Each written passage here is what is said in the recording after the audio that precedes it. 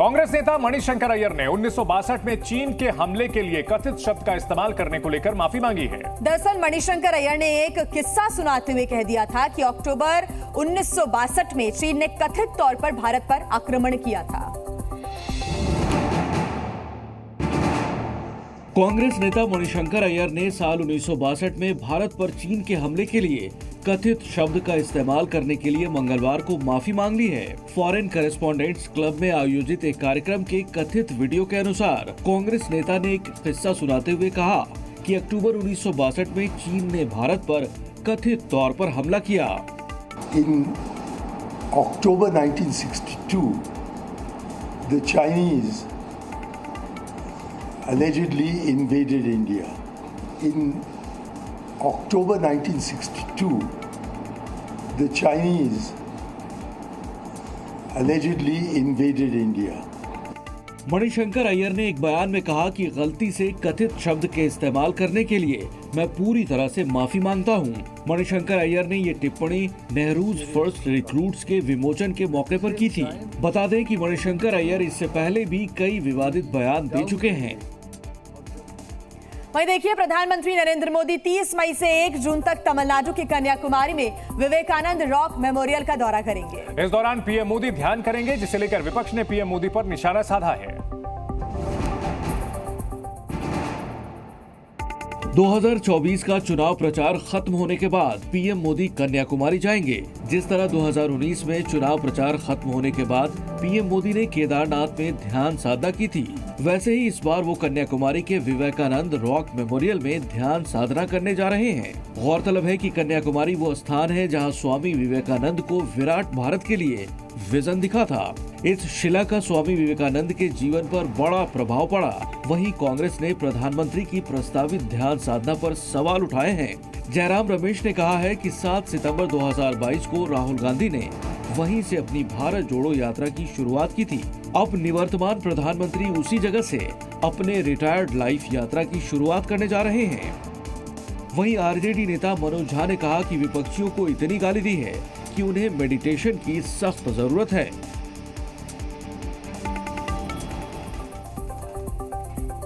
आखिरी चरण के चुनाव से पहले एआईएमआईएम चीफ ओवैसी ने एक बार फिर से पीएम मोदी पर हमला बोला है।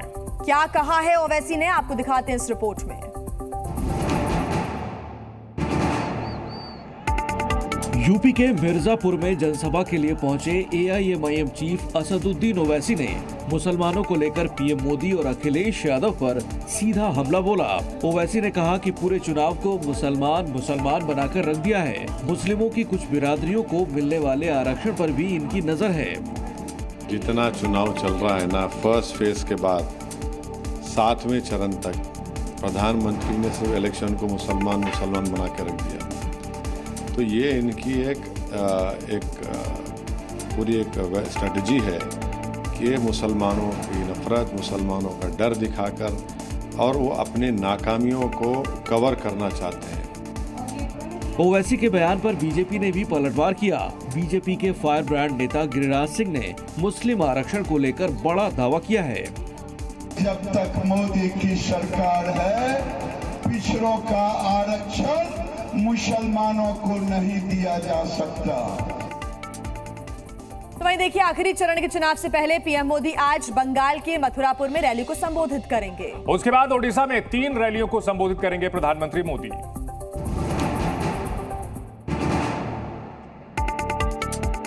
मंगलवार के बाद आज भी आखिरी चरण के प्रचार के लिए सियासी पारा खूब चढ़ेगा।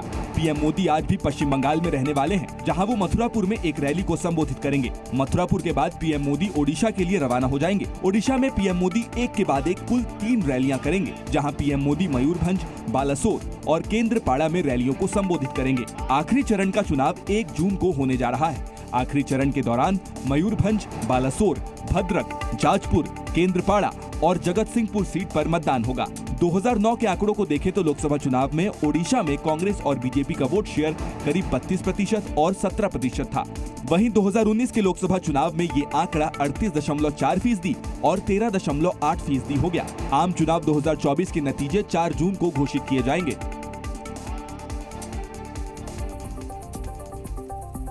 2024 के चुनाव में सबसे ज्यादा चर्चा आरक्षण और संविधान को लेकर हुई है। साथ ही कांग्रेस का आरोप है कि आरक्षण पर पीएम मोदी डरे हुए हैं।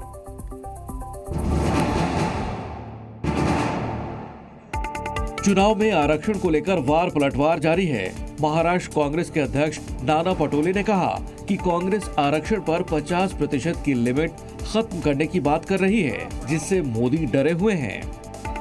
जो 50% का जो आरक्षण तोड़ने की बात हम कर रहे हैं, उसको बढ़ाने की बात कर रहे हैं, वो डर मोदी जी को पैदा हुआ है और इसलिए मोदी जी दिशा को बदल करने का एक कोशिश कर रहे हो, लेकिन उनमें वो सफल नहीं हो गए। कांग्रेस के बयान पर बीजेपी ने बड़ा हमला बोला और आरोप लगाया कि विपक्ष की सरकार बनी तो ये लोग संविधान में बदलाव कर बड़ा खेल करेंगे। एक मुस्लिम वोट बैंक को खुश करने के लिए पूरा इंडी अलायंस उनके सामने मुजरा करने के लिए या नतमस्तक होने के लिए कैसे तैयार होता है कि वो संविधान में संशोधन करके SC, ST, OBC के अधिकार को काट कर मुसलमानों को आरक्षण देने के लिए भी तैयार हो जाता। बात करते हैं गोरखपुर की, जहां आज शाम को सीएम योगी आदित्यनाथ और गृह मंत्री अमित शाह रोड शो करेंगे। पूर्वांचल की 13 लोकसभा सीटों के लिए दोनों नेताओं का साथ रोड शो करना बेहद अहमियत रखता है। ये रोड शो कई अटकलों को भी खत्म कर सकता है।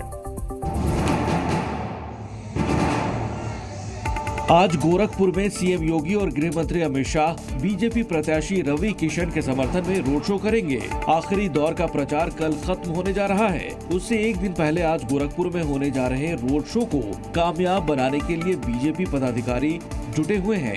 बीजेपी प्रत्याशी रवि किशन के पक्ष में मतदान के लिए आयोजित होने वाले इस रोड शो की शुरुआत परंपरागत रूप से टाउन हॉल चौराहे से शाम 4:30 बजे होगी, जो कि घोष कंपनी, रेती रोड, नखास, बख्शीपुर, आर्य नगर होते हुए विजय चौक पर खत्म हो जाएगी। वहीं गोरखपुर में रोड शो के अलावा गृह मंत्री अमित शाह आज पूर्वी उत्तर प्रदेश में 4 स्थानों पर जनसभा को संबोधित करेंगे। गाजीपुर में भी आज अमित शाह शाम 6 बजे रोड शो करेंगे। सुबह 11:30 बजे महाराजगंज, दोपहर 1:15 बजे देवरिया, 2:30 बजे बलिया, शाम 4:30 बजे सोनभद्र में जनसभा को संबोधित करेंगे। पूर्वांचल की 13 सीटों पर अमित शाह की जनसभाएं क्या असर डाल सकती हैं, ये तो नतीजे ही बताएंगे। लेकिन बीजेपी इन सीटों पर किसी भी तरह की कोताही बरतने के मूड में बिल्कुल नहीं है।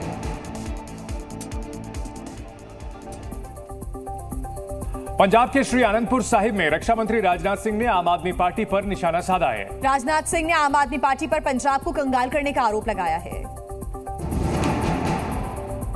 पंजाब के श्री आनंदपुर साहिब में बीजेपी उम्मीदवार के लिए आयोजित रैली में रक्षा मंत्री राजनाथ सिंह ने आम आदमी पार्टी की पंजाब सरकार पर जनता से धोखा देने का आरोप लगाया। साथ ही पंजाब को कंगाल करने का भी आरोप जड़ दिया। मुझे याद है कि आम आदमी पार्टी ने जब चुनाव अभियान चल रहा था तब यह कहा था कि हम पंजाब को रंगला पंजाब बनाना चाहते हैं। बहनों भाइयों, रंगला पंजाब बनाने की बात तो दूर, इसको कंगला पंजाब बना दिया। केजरीवाल को घेरते हुए राजनाथ सिंह ने कहा कि इन्होंने अन्ना को ठगा, दिल्ली की जनता को ठगा। ये शराब के घोटाले में ही जेल की हवा खा रहे हैं, जो अभी 20 दिन की जमानत पर आए हैं। अपने गुरु अन्ना हजारे को ठगा, दिल्ली की जनता को ठगा। गली गली में मेरे बहनों भाइयों, दिल्ली में जाकर देखिए, शराब की दुकान खोलने का काम यदि किसी ने किया है, इनके नेता अरविंद केजरीवाल ने किया है। रक्षा मंत्री राजनाथ सिंह ने कहा कि पंजाबियों ने हर पार्टी को आजमा लिया है, सभी ने पंजाब की जनता को धोखा दिया है, इसलिए एक मौका बीजेपी को भी देना चाहिए। और जी न्यूज की सच की पत्रकारिता से दिल्ली के मुख्यमंत्री अरविंद केजरीवाल और पंजाब के मुख्यमंत्री भगवंत मान घबरा गए हैं। घबराहट इतनी है कि पंजाब सरकार ने तो जी न्यूज को दिखाने पर ही रोक लगा दी है।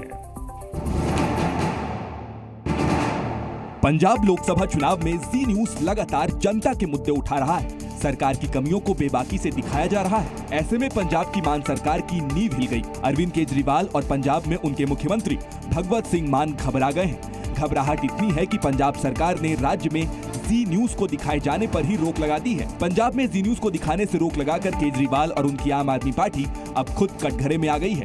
फ्रीडम ऑफ प्रेस उसको कुचलने का काम कर रहे हैं और जी जैसे चैनल को बंद करने का काम अगर श्रीमान अरविंद केजरीवाल भगवंत मान कर रहे हैं, तो इससे बड़ा दुर्भाग्य क्या होगा कि इंदिरा गांधी की इमरजेंसी के बाद अब अरविंद केजरीवाल की इमरजेंसी लगी है।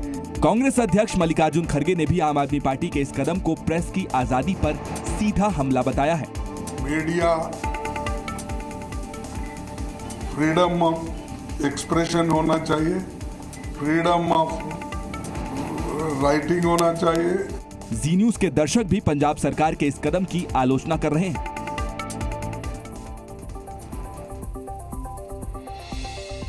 एक तरफ आसमान से आग बरस रही है तो दूसरी तरफ घाटी सैलानियों से गुलजार हो रही है। देखिए पूरी खबर 1 मिनट में।